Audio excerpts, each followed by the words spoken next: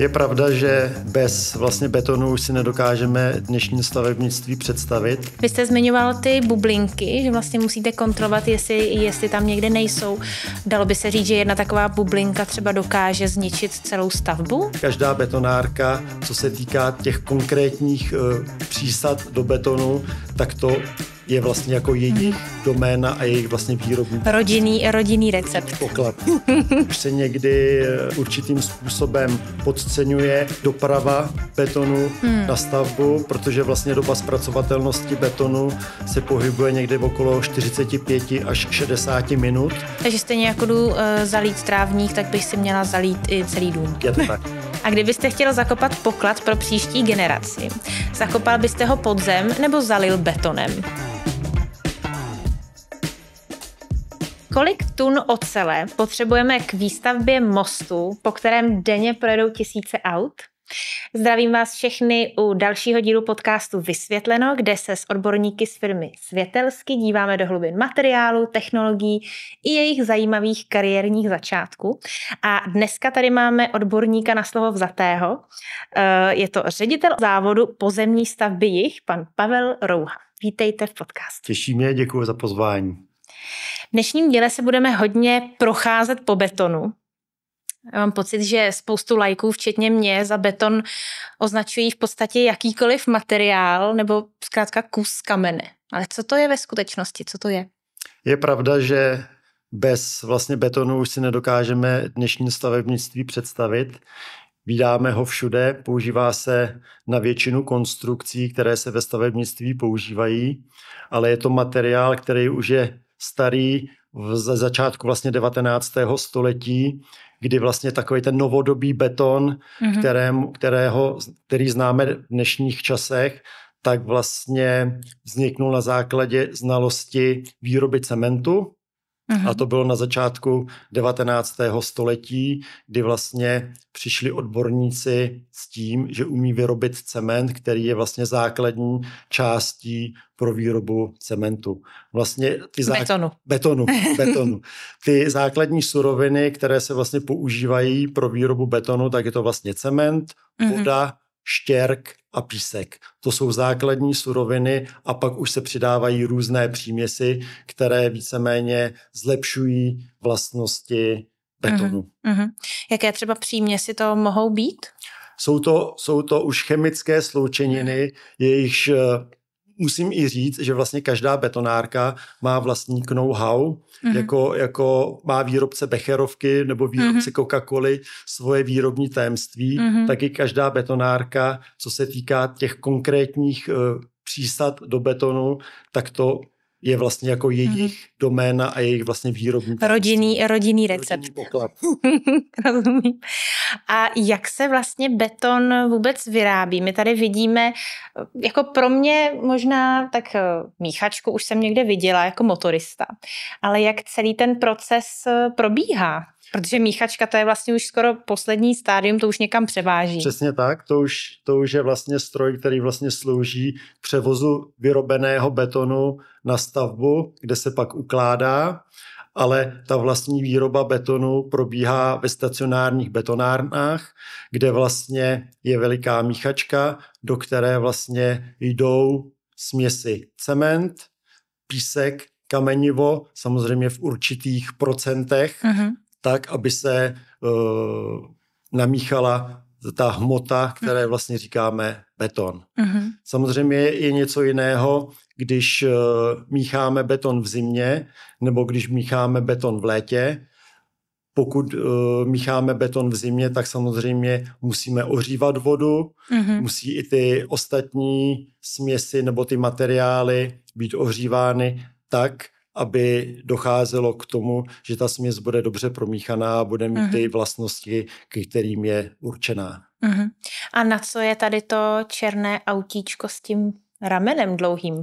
To černé autíčko s ramenem, to je náš pomocník, bez kterého si v současné době nedovedeme představit práci na stavbách a vlastně slouží k čerpání betonu do nepřístupných míst nebo do výšky.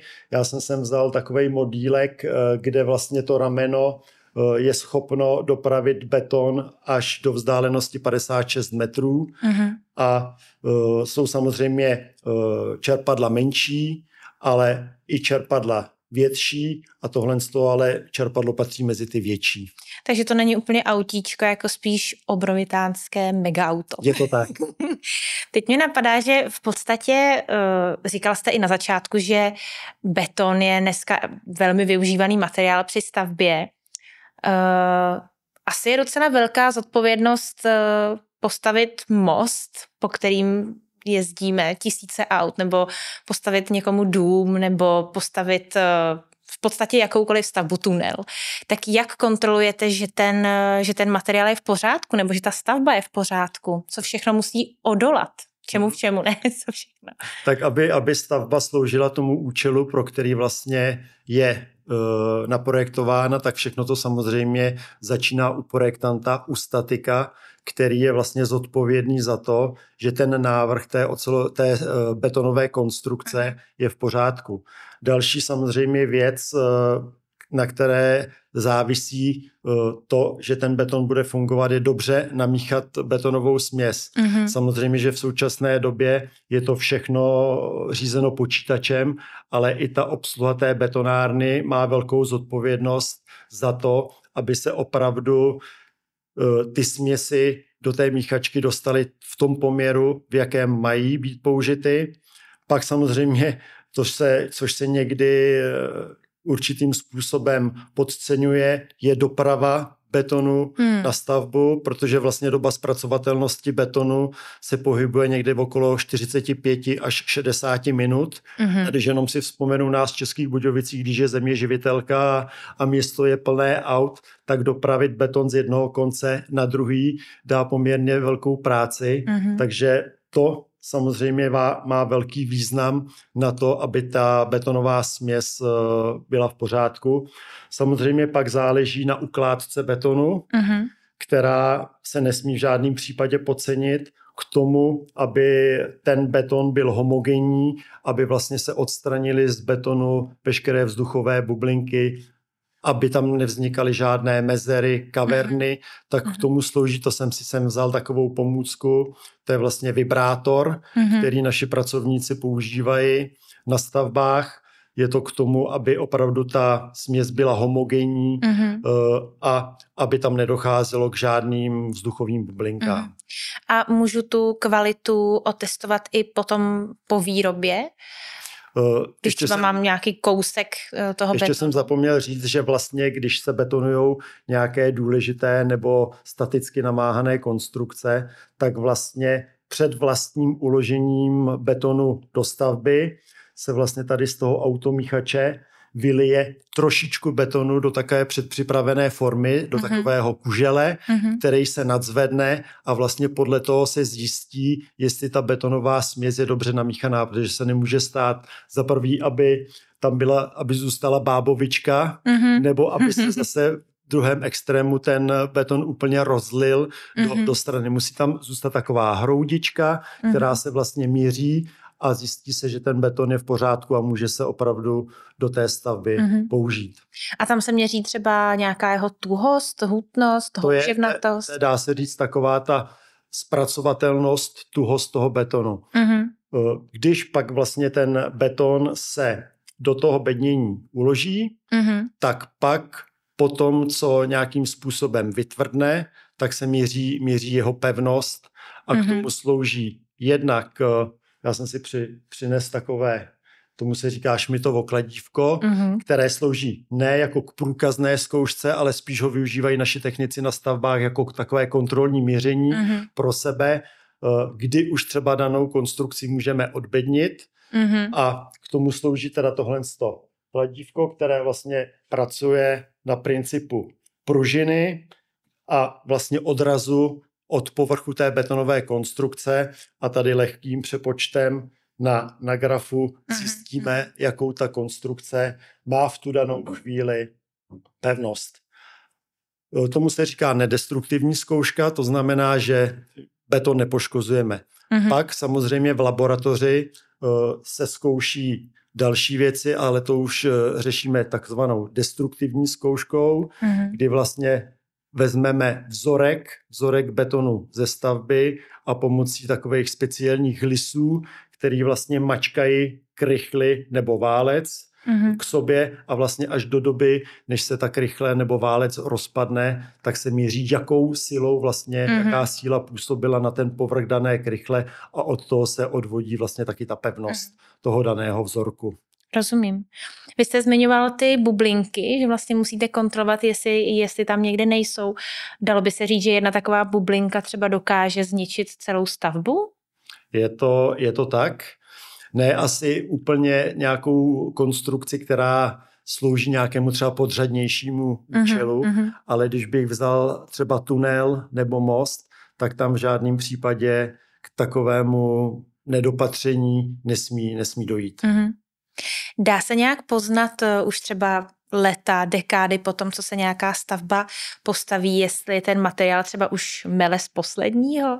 Je tam nějaký systém třeba pravidelné kontroly? Asi ne, že počkám, až mi spadne pár kamínků na hlavu, ale jestli můžu třeba nějak pravidelně kontrolovat, jestli třeba mosty drží. Samozřejmě, že u těch náročných konstrukcí musí i po dobu životnosti, která třeba u těch mostů se navrhuje třeba na 100 let, tak samozřejmě po dobu té životnosti se musí probíhat pravidelné kontroly vizuální, kdy vlastně ten člověk zodpovědný za tuto činnost jsou na to samozřejmě daný jasný pravidla, kolikrát třeba za rok on musí na ten most se jít podívat a na základě nějakých těchto vizuálních kontrol on zjistí, že třeba už v té konstrukci se něco děje, vidí nějaké prasklinky, to znamená, že se musí začínat s opravou a tak podobně. A teď by mě zajímalo, asi specifickým poddruhem nebo druhem betonu je železobeton.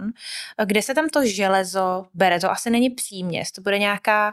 Já jsem si při přípravě udělala takovou analogii sama pro sebe, že to železo, ta ocel jsou kosti a beton je to maso. Je to tak správně? Může se to tak i laicky říci. Beton má velmi dobrou vlastnost a to je vysoká pevnost v tlaku. Ale pokud, můžeme si to ukázat třeba tady na tom papírku, když mám takhle papírek a tadyhle mi dochází k zatěžování, tak ten papírek má tendenci se takhle sprohnout. A tady na tom spodním povrchu dochází k tahovým napětím a k tomu právě slouží ta výstuž, která vlastně tomu betonu dává tu výbornou vlastnost v tom tahu. To znamená, beton je výborný na tlak, ale na tah je 10krát horší a k tomu, aby ta konstrukce přenášela ty tahové napětí, tak k tomu se tam právě přidává výstuž. A může kvalitu nebo výdrž toho betonu ovlivnit třeba změna teploty? Určitě, ale ta teplota tam má vliv na to, když se ta betonová směs ukládá. Tam samozřejmě ta teplota hraje velkou roli. Jedna ze špatných vlastností betonu je smršťování. To smršťování betonu se děje v každém případě, to nemůžeme ovlivnit, ale můžeme ho nějakým způsobem zmírnit. A to se právě dělá vlivem. Když betonuju za horka, tak samozřejmě se musí ten beton nějakým způsobem, jakmile ten beton uložím do bednění, tak ho musím dalším způsobem se o něj starat. To znamená, musím kropit, protože v té dané konstrukci probíhá chemická reakce, takzvaná hydratace. A je to vlastně chemická reakce, kdy reaguje cement s vodou. V té konstrukci se vytváří takzvané hydratační teplo a v létě může to hydratační teplo být příliš vysoké. To znamená, že by nám ta konstrukce mohla sprahnout, jak my říkáme.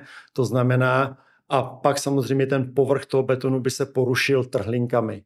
A nebo zase v opačném případě, když betonujeme v zimě, tak naopak to hydratační teplo, pokud bychom k tomu neudělali dobré podmínky té betonáže, to znamená, musíme ohřívat vodu do betonu, kamenivo musíme ohřívat, ale zároveň i ty podmínky na stavbě musíme přizpůsobit tomu, aby to hydratační teplo tam vzniklo, který vlastně má za následek toho, že ten beton stvrdne. Protože kdyby k tomu procesu té hydratace nedošlo, tak nám beton nikdy nestvrdne. Takže stejně jako jdu zalít trávník, tak bych si měla zalít i celý dům. Je to tak. Takže v létě, když se betonují opravdu třeba základové desky nebo stropy, kdy na to praží slunce, takže okamžitě po betonáži se musí ta konstrukce kropit, případně zakrývat nějakýma rohožema. Můžeme to ovlivnit i tím, že vlastně při výrobě betonové směsi se do té směsi dávají přísady takzvané zpomalovače tuhnutí, aby právě ten náběh toho hydratačního tepla se zpomalil a naopak v zimě tam dáváme urychlovače tuhnutí, aby zase ta chemická reakce proběhla co nejdříve. Jaká je budoucnost betonu? Může někdy dojít? Že v podstatě písku je ho hodně písku nebo štěrku? Může dojít třeba jenom nějaká složka? Je to otázka a je to otázka, kterou se určitě budeme muset zabývat a ta doba nebude dlouhá. Já to odhaduju na 10 let, kdy opravdu téma betonu bude z důvodu surovinové základny velké téma, protože v České republice ta surovinová základna ubývá, neotevírají se žádné nové lomy, pískovny, které jsou nutné pro výrobu betonu. Vím, že třeba na Moravě už musí dovážet písek ze Slovenska, protože tam už opravdu v blízkosti nejsou žádné pískovny, z kterých by se dal vhodný písek pro výrobu betonu použít. Tak samozřejmě odborníci vymýšlejí, jakým způsobem tyto základní suroviny nahrazovat. Jednou z možností je používání recyklátů, což znamená vybourané hmoty, které se nějakým způsobem nadrtí na požadované frakce, to znamená velikost, aby se co nejvíce přiblížily těm přírodním materiálům, ale samozřejmě není to jednoduchá věc, protože samozřejmě tyhle přírodní materiály té konstrukci dávají nějaké svoje vlastnosti, které tyhle recykláty v současné době bez přidání nějakých speciálních přísad tak nemají. Pokud se stane, že skutečně dojde, buď nějaká část, nějaká potřebná ingredience nebo obecně beton, tak jaký materiál ho nahradí? Co myslíte? Tak základními stavebními materiály ve stavebnictví jsou beton, dřevo, ocel. V současné době hodně se pracuje na tom, že se začíná stavět ze dřeva, ale všechny tyto konstrukce mají své limity.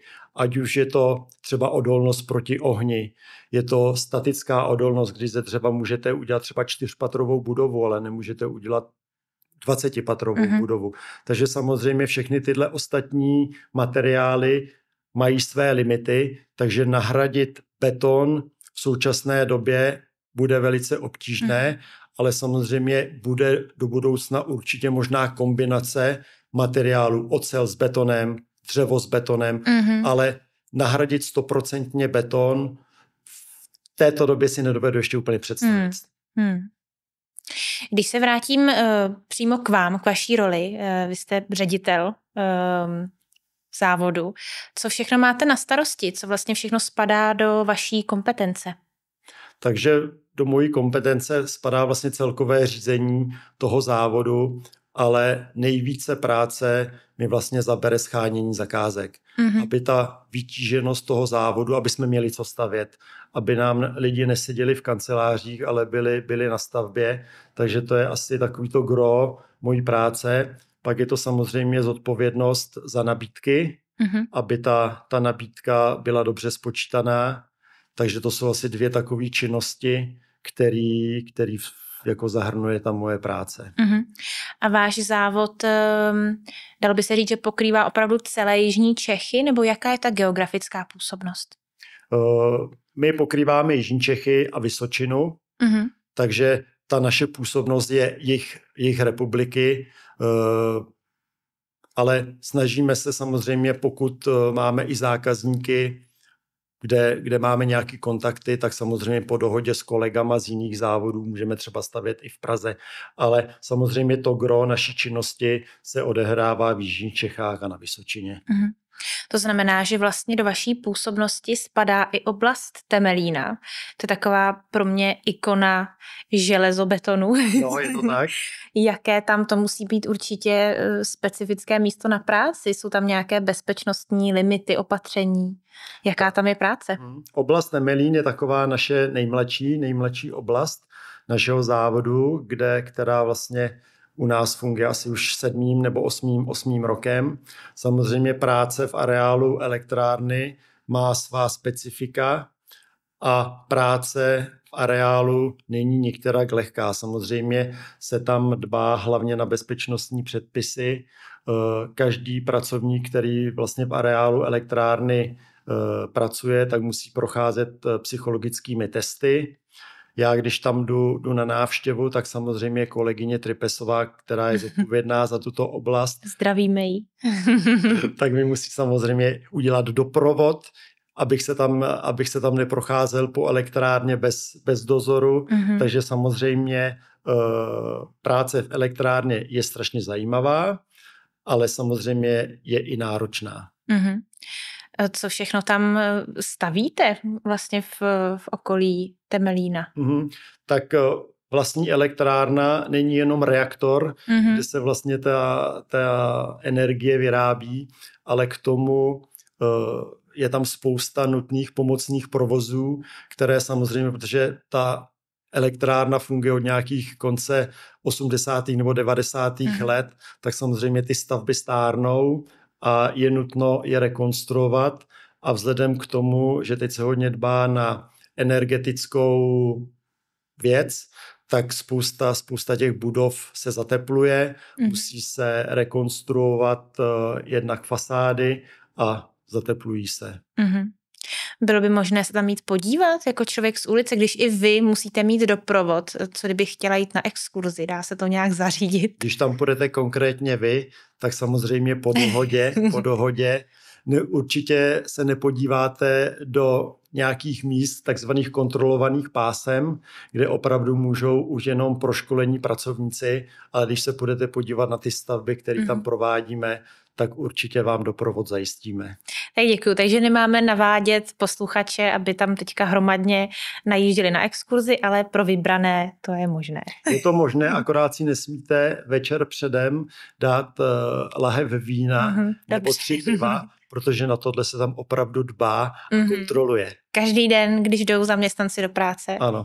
To je dobře, to je možná mělo být všude. Teďka bychom si mohli trochu odpočinout. Mám pro vás připravených pár rychlých otázek. Poprosím vás, abyste bez rozmýšlení odpověděli, co vás první napadne. Uvidíme, co nám z toho vypadne. Tak, který materiál unese víc? Titan nebo železobeton? Titan. Na čem zkrachuje výdrž železobetonu? Kvalita betonu nebo chybné umístění výstuže? Chybné umístění výstuže. Nedokončená stavba nechat stát nebo zrecyklovat? Určitě zrecyklovat. Kdybyste mohl do směsi přidat cokoliv, co by to bylo? Dal bych tam nějaký jiný materiál než písek.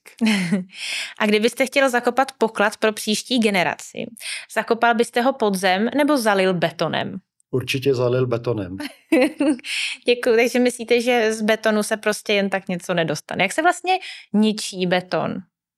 Bavili jsme se o tom, jak ho nezničit, jak ho udělat perfektní a kdybych ho opravdu chtěla zničit, jak to udělám? No samozřejmě, že když budete ničit nějakou malou část, tak si vezmete zbíječku, takzvané zbíjecí kladivo, ale pak vás budou bolet hodně ruce. Když se samozřejmě bourá některá železobetonová budova, tak jsou na to speciální bagry, speciální stroje, které si už opravdu s tím dovedou v současné době velmi dobře poradit. Vy jste vlastně vyrůstal na rodinném statku. Já jsem si přečetla o vás, že jste od malička něco stavěl, něco opravoval. Vznikl už tam tehdy váš sen kariérní jednou se stát stavařem? Já jsem úplně nevyrůstal na statku, ale ačkoliv pocházím ze strojírenské rodiny, kdy moji oba rodiče i můj bratr vlastně nebo rodiče byli, bratr je ve strojírenství, tak jsme měli velký statek po prababičce, a kde jsme trávili vlastně veškerý víkendy, veškerý volný čas. A ačkoliv můj táta strojař, tak byl zároveň i výborný zedník. A samozřejmě, kdo zná, co se děje na chalupě, co všechno je třeba tam udělat, tak si dovede představit, že tam opravdu hodně těch zednických prací bylo na každodenním jako pořádku. Takže já už jsem v tomhle tom žil od dětství, vždycky mě to bavilo a ke strojírenství já jsem nikdy netíhnul. Mě od malička bavilo to stavebnictví. Vedete k tomu i vaše děti? Že je necháte něco opravit, postavit? Já mám 2 dcery, takže ty zrovna k tomuhle úplně nejsou ani vedený, ani by se k tomu asi neuměli postavit. To mě zajímá, kolik vlastně žen pracuje ve strojírenství, ve stavitelství. Jaký je ten poměr muži, ženy? Divila byste se, myslím si, že teď dokonce na školách je za mě, když já jsem chodil na střední i vysokou školu, tak ten poměr byl 1/3 dívek a 2/3 chlapců. Myslím si, že teď se ten poměr i víc ve prospěch dívek zvětšil, ale samozřejmě spousta žen jsou výborný v přípravě, v kalkulacích, ve výrobě na stavbě. Tam jsou výjimky, ale i takové ženy znám a jsou opravdu výborný. I moje vlastně kolegyně, která má na starosti oblast Temelín, tak vlastně taky začínala na stavbě, takže ta si prošla tím kolečkem, opravdu mistrová stavbyvedoucí ředitelka oblasti. Vy máte za sebou víc než 30 let praxe. To jste si asi taky vyzkoušel spoustu různých rolí. Jaké to byly? Já jsem si vlastně vyzkoušel roli na té stavbě, ačkoliv můj sen, když jsem vlastně dokončil, myslel jsem si, že vlastně dokončím školu a půjdu do projekční kanceláře, protože na škole mě projektování hodně bavilo.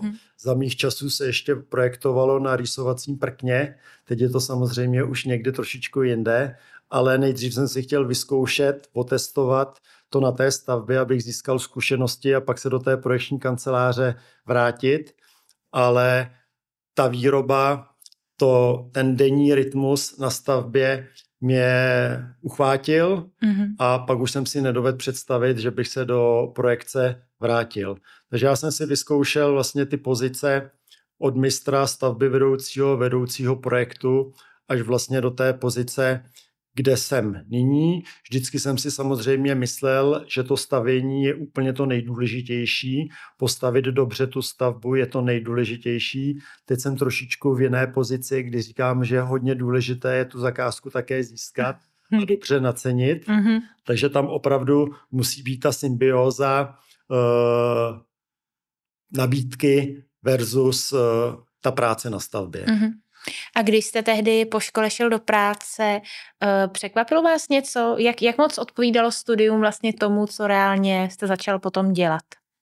Musím říci, že škola, hlavně teda myslím si, že střední škola, mě připravila velice dobře odborně, ale samozřejmě ta praxe je něčem jiná. Tam je strašně důležité, na koho vlastně vy na té stavbě, jaké máte kolegy, jak moc se vám snaží pomoci, protože opravdu každý je začátečník a každý se to všechno musí naučit. Takže samozřejmě je důležité, na jaké kolegy narazíte, aby vám hned na začátku neházeli klacky pod nohy a hned vás na začátku neodradili. Takže v tomhle já jsem měl štěstí, já jsem už po tom, co jsem po škole vlastně začal tu praxi absolvovat, tak jsem měl vždycky štěstí na dobré kolegy a musím říct, že to štěstí mám doposud. Je tohle něco, na co jako ředitel dbáte, aby vlastně i dnešní nováčci u vás dostali tu stejnou péči od kolegů? Určitě to je důležité a myslím si, že to je i nutné, protože i ta současná generace je trošičku jiná než my, kdy s těmi problémy se úplně tak nevypořádává lehce, jako si myslím, že ta generace, která je v mém věku, takže samozřejmě my jim vždycky říkáme, že nehodíme z bláta do louže, ale vždycky se jim budeme snažit poskytnout takovou tu součinnost a i ty starší kolegové, kteří na našem závodě pracují, to tak dělají. A v čem je ta generace dnešní jiná? Když porovnáte sebe jako nováčka a současné nováčky, tak v čem se liší? Myslím si, že nejsou tak psychicky odolní, jako byla ta starší generace. Hodně, řekl bych, i ta odpovědnost za to si stát za svým názorem není úplně taková jednoduchá, protože to stavebnictví, obzvlášť v tom provozu, tam ta odpovědnost je velká, musíte dávat spoustu rozhodnutí, za kterými si musíte stát a někdy je třeba i lepší dát špatné rozhodnutí, než rozhodnutí žádné. Takže a v tomhle tom si myslím, že ta mladší generace má trošičku s tou odpovědností problém. Vy jste vlastně ve firmě Světelsky úplně od těch prapočátku, ještě když byla firma úplně v plenkách. Jaké to je jí sledovat a proměňovat se v době? Jak se změnila? Tak samozřejmě změnila se velikostně. Já, když jsem vlastně začínal u firmy Světelsky, bylo to, do firmy Světelsky mě přivedl náš dnešní jednatel, pan inženýr Kozel, s kterým jsem vlastně přišel do kontaktu u předchozí firmy a který do firmy Světelsky přestoupil úplně jako mezi prvními, co se týče divize pozemního stavitelství, které má trošku mladší historii než divize silničního stavitelství. Takže samozřejmě jsme se potkávali s těmi věcmi, jakože firmu Světelsky tady na českém trhu nikdo neznal. Bylo to pár zasvěcených, kterým Světelsky něco říkalo, protože věděli, že firma Světelsky je z Rakouska, ale neměla tady žádné reference. Takže když jsme šli k nějakému investorovi a řekli jsme firma Světelsky, tak se ptal vlastně, odkud jsme, jestli už jsme tady v Čechách něco postavili. My jsme řekli, no ještě ne, my teprve začínáme a chtěli bychom se tady prosadit. Takže ty začátky byly opravdu složité, ale samozřejmě postupem výběru kvalitních kolegů, pracovníků se ta firma dostala až na tu úroveň, v jaké je dnes. Plánujete tady ještě další dekády zůstat? Kde se vlastně vidíte, když teď jste ředitelem, tak kam budete směřovat dál? Já nemám takhle vysoké cíle, kam bych měl ještě směřovat dál. Já bych se chtěl udržet na té pozici, na které teď jsem a dělat všechno pro to, aby firma Světelsky vlastně nadále zůstávala takhle silnou firmou. Já musím zase říct, že firma Světelsky, k ní mám vztah z toho důvodu, že firma Světelsky se velice korektně chová ke svým zaměstnancům, že ta firemní kultura je na velice dobré úrovni a to je i můj zájem, aby to tak bylo dál. Víme, že u nás bude časem probíhat nějaká generační výměna, kdy my starší postupně budeme odcházet do důchodu, takže se budeme snažit určitě nějakou tuhle firemní kulturu převádět i na ty nově příchozí pracovníky, protože ačkoliv firma Světelsky je poměrně velká firma, tak pořád ji máme jako takovou firmu rodinnou. To rodinné prostředí, na tom si zakládáme a myslím si, že i investoři to o nás ví, že se na nás můžou spolehnout a to si myslím, že je takový poměrně kladný nejenom u těch našich kolegů, ale i u těch investorů. Dávám jednu úplně laickou otázku. Když odejdete, tak jak se zajistí, aby ty nováčci dostali informaci, že nějaká mostní konstrukce nebo tunel, že už se naplňuje těch jeho 100 let životnosti, kde to je uloženo, ta informace? Ta informace je uložená někde u projektantů, ale teď samozřejmě, jak se bude dbát na digitalizaci, tak samozřejmě všechny tyhle parametry těch jednotlivých zakázek se určitě budou ukládat v počítačích, takže bude jednodušší si ty informace někde vyhledat. Dřív se to samozřejmě dělalo v archivech, museli se hledat vlastně někde v listinných podobách, takže v tomhle tom si myslím, že to teď bude jako jednodušší. Vy jste mi trochu nahrál na oslý můstek, že jsme v závěru dnešního dílu a na závěr vždycky si jeden host položí jednu záludnou otázku dalšímu hostovi a naopak vás se zeptám na něco, co pro vás připravil host předchozí. A předchozím hostem byl pan Jan Merunka. A zeptal se vás, jak velkou tloušťku železobetonu potřebuju k tomu, abych si doma vybudoval kvalitní bunkr. No, já to řeknu asi takhle. Já vím, že když začala válka na Ukrajině, tak existují firmy, které vlastně tyhle bunkry, nebo že už existuje spousta lidí, nebo spousty, nevím, ale lidí, kteří si vlastně chtějí koupit ten kryt. Ale jsou to podzemní kryty, kdy ta tloušťka té stěny nebo té konstrukce nemusí být tak velká. Ale když bych si dovedl představit, že by to byla nějaký nadzemní bunkr na zahradě a měl by odolat nějaké tankové střele, tak si myslím, že dobře vystužená metrová stěna by to měla zvládnout. Tak píšu si, kdyby náhodou byla potřeba.